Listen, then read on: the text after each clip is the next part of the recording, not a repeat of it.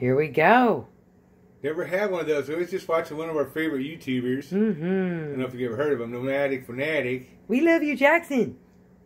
He just ordered one. It's like, I gotta try that, and it's his fault. Yup. I was shouting out to his cat, because, you know, we got to shout out to the cats. This is all your fault, Eric. Yeah. All right. So we're opening it up. What's it look like? What kind do you think we ordered? You always get the super thin crust, super everything.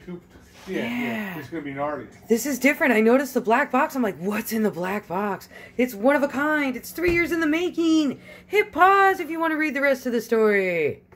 Let's go. We got his pepperoni and lots of cheese. This looks thicker, man, in Texas. Maybe they make them thicker in Texas. Maybe. Because we did order pan.